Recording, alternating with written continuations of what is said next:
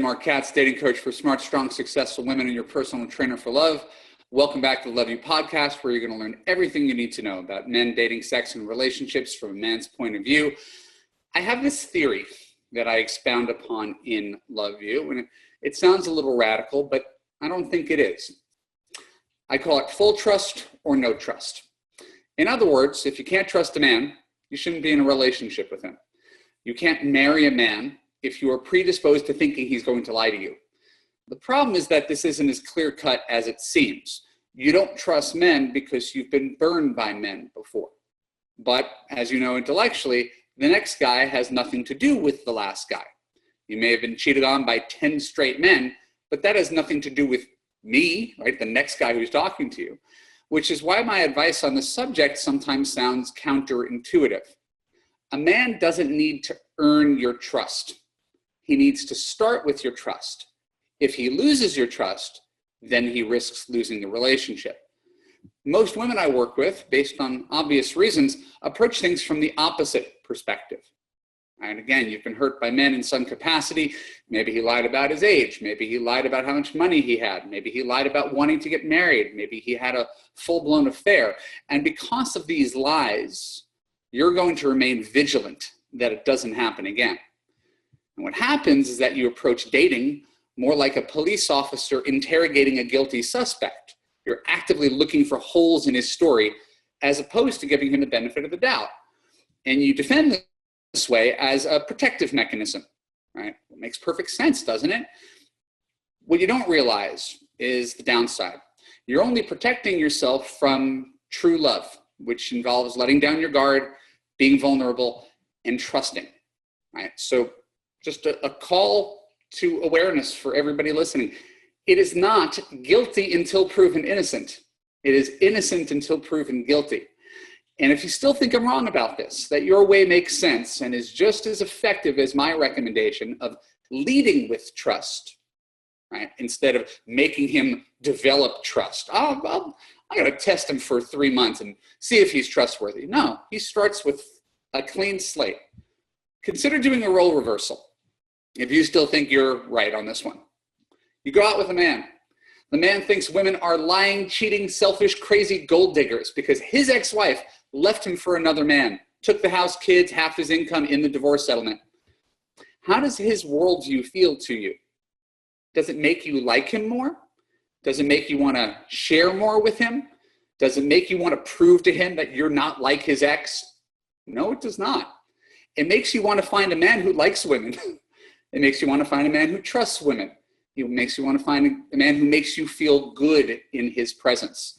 So a lot of women, people that I coach, people that I love, think that mistrust is normal and healthy. It's not. It's toxic. You just can't see it because the trustworthy guys don't want to stick around with someone who doesn't believe in them. Now that I've planted that flag and made that statement that it's full trust or no trust and that a man doesn't have to earn your trust, he starts with it. I want to take some callers. We're going to begin today with the lovely Audrey. Hello, Audrey. Hi. Can you hear me okay? I can. Thank you. Thank you. You answered a lot of, you read me really well with your opening statements. Yeah, I'm sorry about that. Your camera is really neat. Am I on some sort of app filter? You look like a cartoon emoji or something. Do I really? Yes. Really? Nancy, are you seeing this? It's I see me in the little one, and I look normal to me. I don't look normal? You look normal, but you look like there's some sort of like Instagram filter on you that makes you look more like a cartoon. So it's just I've never seen this before. So. I can't see what you're seeing, so I apologize. No, it's okay. When we watch the videotape, we'll see what you actually look like. So I gave you my spiel about trust. What was your specific question, your specific situation? Well, you like I said, you answered a lot of it, really, that, because I feel like I need to be a detective now and do background checks. And, just because I've been through so many con artists or liars and all of the above, everything you mentioned on the negative side. So that, you know, all those, I guess I want to know, how can I identify, Evan?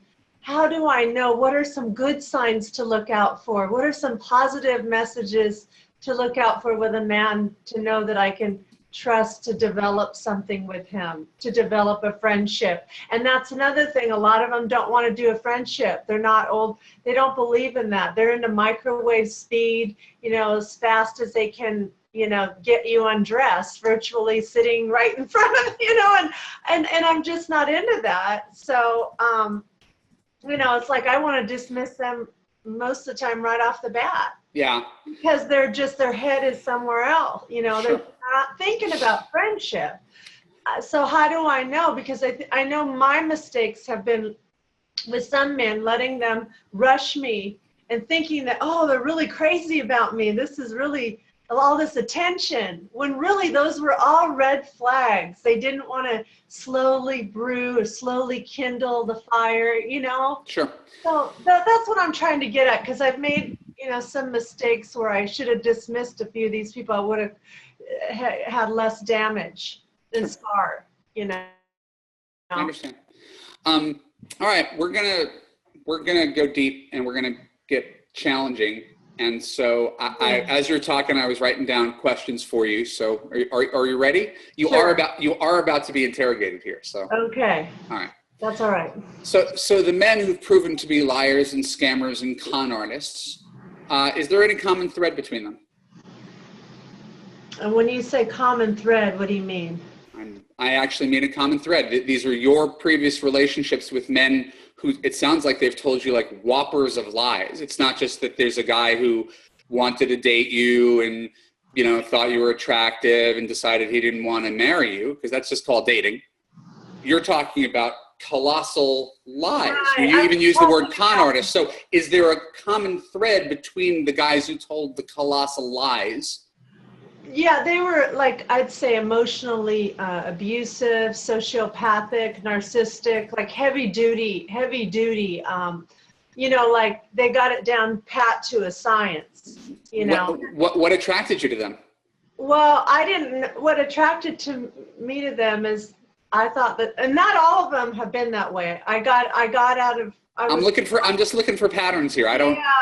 Yeah, but most of them have been some sort of, there's been a betrayal in the end where they weren't honest with me about what they were looking for, and then they would take advantage of me in some way, or that they end up cheating with one of my friends, or, I mean, it was just like a bag of stuff, a bunch of things, you know. Just, it takes so long to go. What did they have in common personality-wise that allows you to choose these men? Charming. Ding, ding, ding, ding, ding. Charmers. They were very smooth, like slick, charming, knew everything what to say. Great listener to whatever, you know, because I like to talk to. I'm a great listener too, but they would know, like, the right things to say, just all the right things to say, you know, and to make me think that they're the right fit of a shoe for me. When did you at what point in these relationships did you discover they were abusive or sociopathic? These are words that you're using. Right. How long did you stay past that? Well, I didn't know those things until after I started studying after the end. Then I went. So it was always after the fact. Right, when I got into some counseling. So during the relationship, you thought everything was good? You didn't know he was abusive until, I mean. I didn't know till, I kept dismissing, you know, when I'm paying for everything, and, oh, but he doesn't make enough money, and, oh, I'll get you later when I get another job, like all these excuses. You know, I'm paying for airplane tickets, but he doesn't fly here, wants to see me.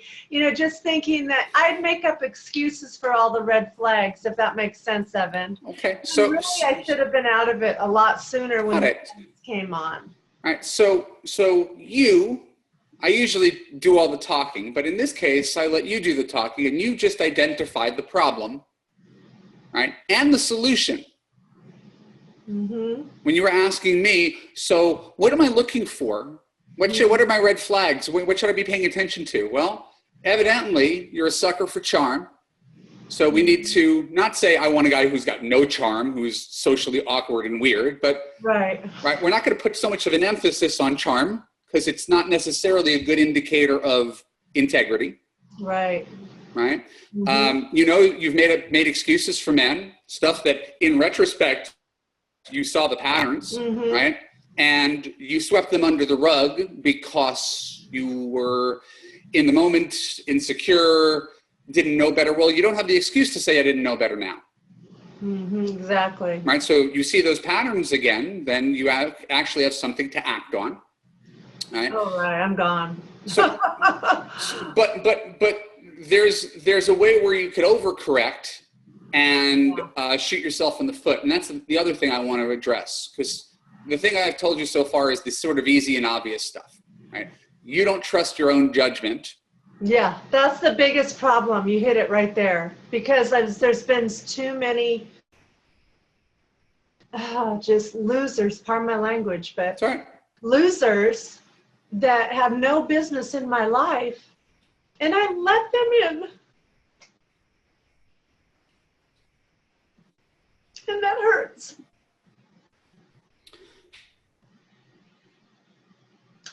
And they seem to zero in on good hearts, people that are honest. They're a magnet to them, to take advantage, to be a leech, to be a vampire, it seems. But I allowed it. I have to take my accountability where I allowed it. I'll take that, even though that's a hard pill to swallow. But that makes me, like you said, not want to trust anybody ever again. This last one did me in really bad. Pretty bad. For 4 months.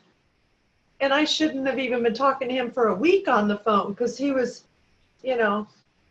really good at what he did. A scammer, just a total, I'm sure he does the pattern one after another, one after con artist, sociopath. When I looked it up, it was called narcissistic abuse. And I had a year of counseling for narcissistic abuse. That's what I went through. So it's pretty heavy stuff that yeah.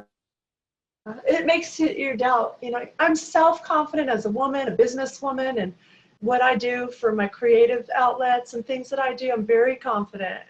But when it comes to choosing somebody, the right person, and he did rush me into physical too right away. And well, after 2 months of talking on the phone and then me buying the ticket to come and see him, but the whole thing was a disaster, just a blow up, another blow up, but the worst. It was the worst. And so I say to myself, okay, well, until somebody can be my best friend and prove to me they're going to be my best friend and they're the right guy, I'm not going to be with anybody. I'll be single for the rest of my life. That's how I feel right now. I know. And so right, in the same breath, I'm validating all the terrible experiences you've been through. Right? I mean, this is not what you've told me is horrible, but it's nothing I don't hear every day. I'm sure. Right. I've heard it all. Right. And the temptation is to do what you just said. I don't trust my judgment. Men cause nothing but pain. I'm just going to stay single for the rest of my life. Well, without asking how old you are, I'm assuming you got at least a good 30 years left. And so that's a long time to say I'm going to stay alone. Like, it might seem like a smart move now, but as a permanent condition, alone is not ideal. Right? And that's why we're on the phone. No one calls me because they want to be alone. Right. Well, I don't want, deep down, I really want to get married. I know. I just turned 50, by the way, okay? And I can't keep going on like this. Yeah. I can't. Or I will be alone. Yes. And I had, almost died in the hospital a couple weeks ago, and I'm really lucky to be alive. I had 2 emergency surgeries, and, and it causes you to examine things. So, you just go, okay, I'm lucky to be alive. What's next? I'm grateful, Okay. But, so here's what's next. All right. And again, I don't want it to be salesy, I want you to check out Love You. The first, right now, for the remaining, a few weeks longer, the first 2 weeks are free. See if you like it. You just go give me your name and email address on my website. I did. I already signed up. You sent me one to look at the baggage. Okay. Baggage. Okay. Yeah. So take your time and go through that. It's a 6-month course for a reason. We don't turn this ship around, instantly. I'm sorry for all the pain that has been caused to you. And I just have a few things that I want to say that echo and validate what you're talking about. You don't attract the wrong men. You talked about like being a magnet. You're not a magnet, right? That's good. You're a woman who's attractive. Attractive women attract men, right? A certain percentage of them are not right for you. A certain percentage of them are narcissists and sociopaths. But you don't attract more of them. They exist out there in the world on Match, on public transportation, in the mall. It's just people. So you don't attract. Instagram. The last one was from Instagram. But you don't attract them. You choose them. You accept them. I accept it. Another woman would be like, fuck this guy. Yeah. Which you is did what I should have done the first time. Exactly. But you stuck around. Exactly. Right? So you're not to blame for them coming into your life. Well, I just ended a 4-year relationship, and I was with somebody who wasn't right for me, but at least we still are friends, and we have deep love and respect for each other. So I have that healthy connection, even though he wasn't the right guy, didn't want to get married, and was still somewhat emotionally abusive, and all what I call a Debbie Downer. Every day a negative to wake up to. The whole life was negative. Okay. So I can't be with that either, because I'm a very positive person. I understand. So you have to learn to have healthier boundaries and not accept less. You've been settling for 50 years. You didn't call it settling because he was cute and funny and smart and charismatic, but you were actually settling on the way you've been treated. Yeah. And so when we're going to give you action steps moving forward beyond Love You, right? There's a couple things I want you to know. Number one, right? You have to trust your feelings. You've been ignoring your feelings. Yeah, right? My intuition always knew I got sick to my stomach on a phone conversation with the one I told you about, the really bad one. And that was like my exit, sign in my stomach. I was sick. I am very sensitive. I am very intuitive. And I just have had a terrible time listening to it. And really? So the absence of that anxiety is when you know you have something good. It's not like you meet Mr. Right and you're like, oh my God, I know it's Mr. Right. He's my best friend. I understand. But the absence of anxiety, just feeling, I could be myself. I don't worry about this guy. My wife had been cheated on by 3 or 4 guys before she met me. But I never made her feel anxious, even though I didn't have a great relationship track record. Oh, I had a lot of anxiety. Yeah, I had insomnia. I was off balance. He had me exactly, and those are all signs that you ignored. Oh yeah. Right. So the final thing I want to end up on, because I have to take another caller. I understand. Is the overcorrection. Mm-hmm. Your statement, and it's a normal statement. Sure. I'm sick of these guys who just want to, hop into bed the second they meet me. I want a guy who wants to be my best friend first. That's not reality-based thinking. No. Well, I got a lot to learn there. No. I got some learning to do. No. I mean, again,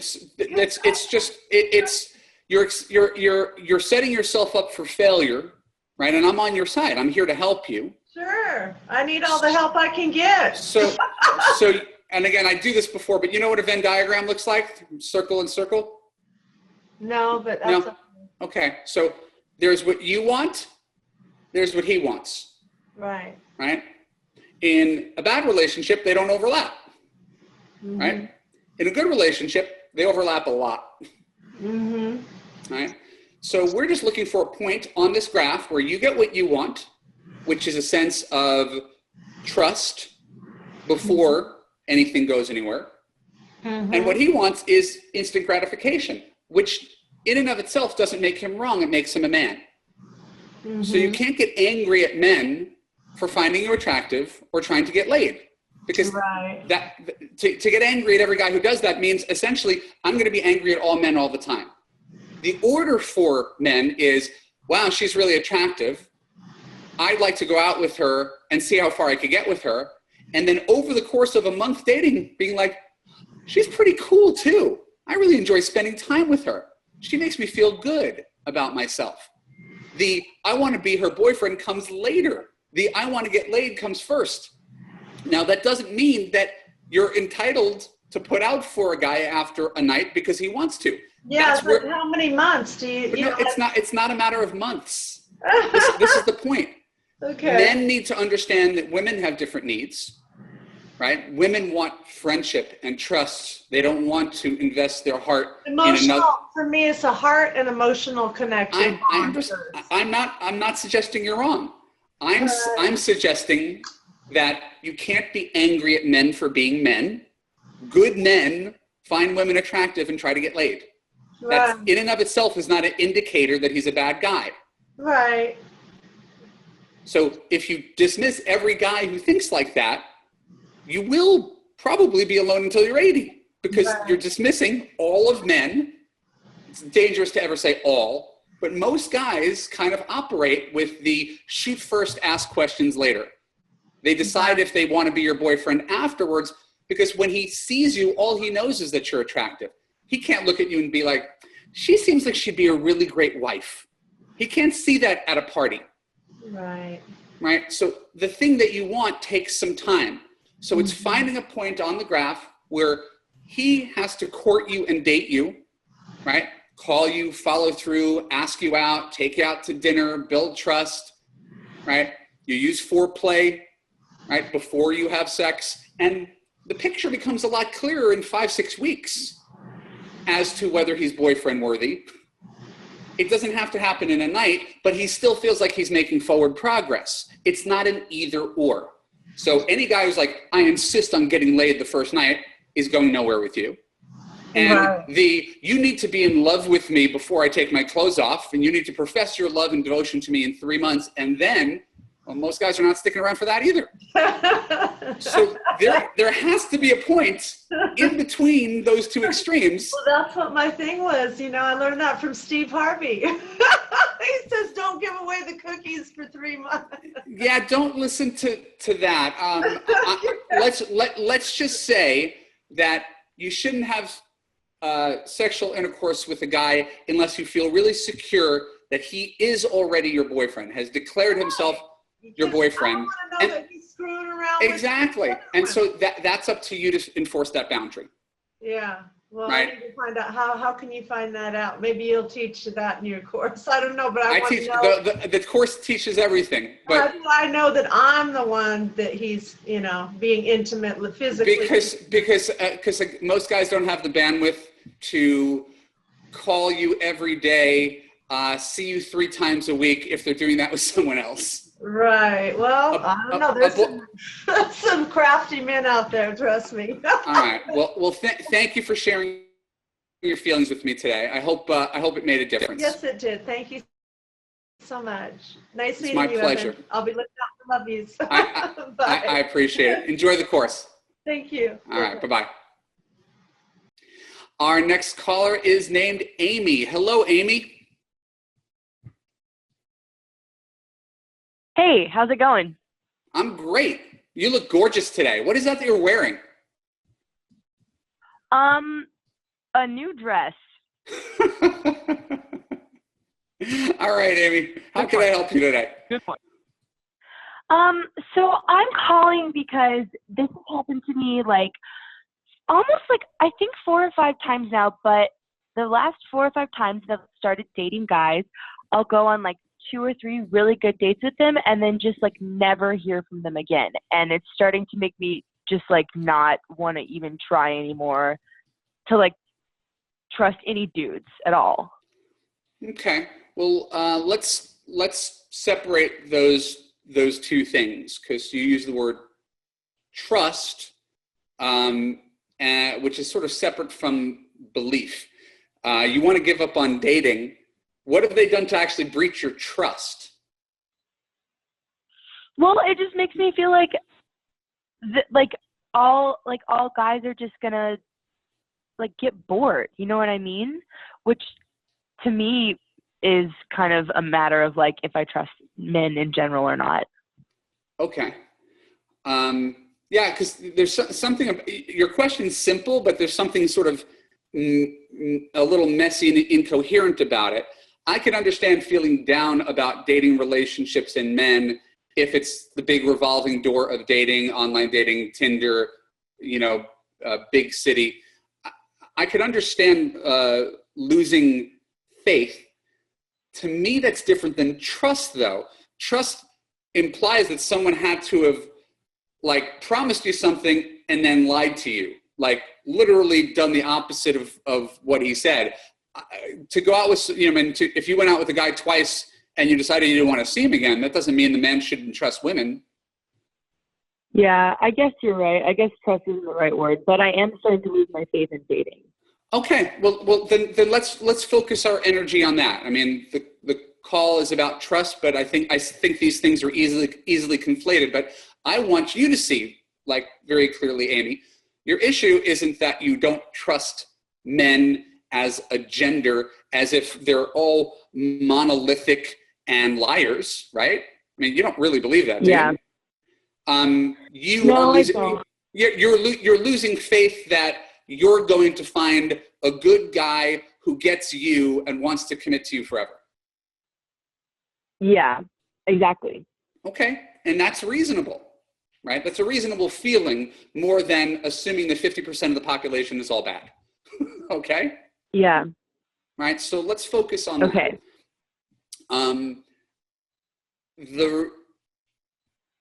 The root behind your struggles is what is commonly called limiting beliefs.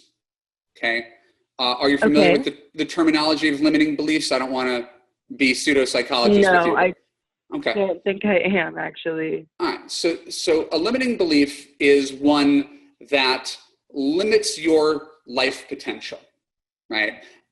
If someone, I'll use myself.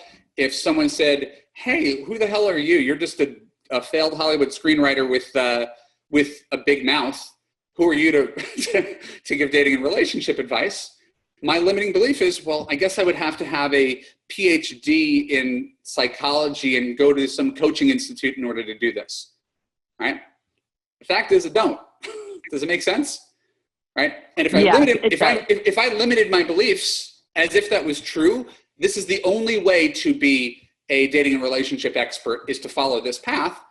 I just capped what I could do with my life. And that's the first thing that came to mind as a limiting beliefs. But in dating, we have all sorts of limiting beliefs, right? That stem from some version of, I'm not young enough, I'm not pretty enough, I'm not thin enough, I'm not smart enough, I'm not interesting enough, right? I don't trust my own judgment. Yeah. I don't like online dating. Everybody who dates online is a loser. Everybody in this city is terrible. Men over 40 are creepy, men under 30 are players, right? You could go on and on and on, right? Mm-hmm. And all of those things, what you have is something, Amy, that is partially true, but never totally true. Okay, so that's important. I guess, yes, some of those people are that way, but not everyone is. And that's the point. When you're saying, I don't believe in love, that it could happen for me, because it hasn't happened yet, and I've been doing this for X amount of time, right? You're setting a limiting belief. Mm-hmm. May I ask how old you are? 25. 25. 25. So you are what we would call, in my household, young.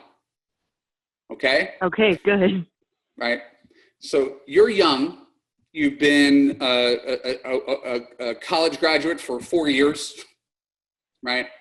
And this is your life experience so far. Now, the 20s are notoriously hard because people are experimenting and they're finding themselves and they're making mistakes and they're making decisions based on immature brains and hormones and drugs and alcohol and loneliness and questionable circumstances. Most people, my 20s were a shit show also. So it's not that you're wrong for feeling what you're feeling at this moment. It's that my guess is that you don't have the full perspective to realize that this is a tiny slice of your life. Here's the easiest way for me to point it out to you, Amy. 5 years ago, you were 19. What did you know about life? Man. What did you know about anything when you were 19? Not a whole lot. Not a whole lot. Right. And that's 5 years, right? 5 years. You kind of became a completely different person in terms of self-awareness, your place in the world, how you view things, right? Yes. Okay. Doesn't it stand to reason that 29-year-old is going to look at 24-year-old Amy in a different way? Yeah, I mean, I would hope so. And 34-year-old Amy would be like, oh, poor 24-year-old Amy. Yeah? Yeah, that's what everybody tells me, so I'm really hoping it's true. It can't not be true. There's no substitute for life experience. The real question is whether you learn from your life experience, but there is no substitute for living it. Because I could sit here and tell you, here's what you need to do, and you're still going to go do whatever you want, and you're going to learn the hard way. You're going to get off the phone with me, and you're not going to buy my products, and you're going to go do what you do. Right? Huh. You won't forget this conversation, but you might have to learn this lesson again for another 3 years before you do something differently. That's people. And I hope you don't do that. Yeah. But that's what people do. And so your issue is, right, a series of limiting beliefs about how the world works, about how guys work, about what's possible. All of them have a basis in truth. Every criticism that you have of men, I could say, yep, that's true. But I could always contradict you, right? Okay. Every man is just looking for sex. Well, yes, but then most of them are also looking for love too, right? Every man on the dating app is just wants to text and never wants to hang out. Well, that's not true. I'm 44 and I know about relationships that started on Tinder. So anything you throw up there, I could just shoot it right down. So okay, well, I mean, that's a pretty good way to look at it. Well, to me, it's the only way. We're looking at the same glass, and you're looking at the glass half empty, and I'm looking at the glass half full. I agree they're both true. I think that's a much better way to see it than I've been seeing it. Like, I really like that yes, it is true, but it's also not the only true thing. Yes. And so do me a favor, right? It's doing you a favor. Yes. But do me a favor. Go to my website. Go to the products page. Go to the program called Believe in Love. I literally have a whole program because I get this question so often. What's the point of even persevering if things are so bad? Right? If it's so hard, I don't trust myself. I don't trust men. I don't enjoy dating. I would much rather be at home with a book and a cat. And that's a very valid argument. It just doesn't work if you want to find love. Because I'll tell you, most of my clients are not 24. They're 44, right? They're you who makes the wrong decision and doesn't do anything. Yeah. Right? So that's a cautionary tale. So go to my website. Go get yourself Believe in Love. There's a money back guarantee if you don't like it. But go get yourself Believe in Love. It's a 240-page book, 6 hours of audio if you like to listen on the subway, 65-page workbook. And it's like this thing just blown up. We're just sort of systematically shooting down all the myths about why you don't believe in love. And by the time you're done, you're going to be like, I don't know how I became an optimist, but I think I could do this. I'm a new person. I would love to hear that. I mean, again, I don't know if you came to me through my website or through Nancy or whatever, but I would love to hear from you in a month if you feel differently than you do today. Okay. Cool. Right, sounds good. Thank you for your time. Thank you. All right. Good stuff. Have a good Bye-bye. day. So, fun call. I like that we went long. I want to thank you for joining me on today's Love You podcast. My name is Evan Mark Katz. Next week, I'm talking with Dr. Diana Kirshner. I really respect her. I've read her work. She's wonderful. We're going to be talking about the 6 deadly dating patterns and how you can break them. You don't want to miss that call. If you enjoyed today's coaching, and I certainly did because we went there today, and you want to be a future guest and get free coaching here on the Love You podcast, just go to www.evanmarkkatz.com/podcast guest to see upcoming topics and ask me your questions. Finally, don't forget to subscribe on YouTube, Twitter, Facebook, iTunes, all the places you can find me. And I give out free information, more free information than anybody on the whole internet. Best of all, I give away the most information on my website, evanmarkkatz.com. Give me your name and email address. I will send you free dating and relationship advice until you feel comfortable and confident making all smart relationship choices on your own forever. That's our goal here. So thanks for your time. I really appreciate you, and I'll see you again next week on the Love You podcast.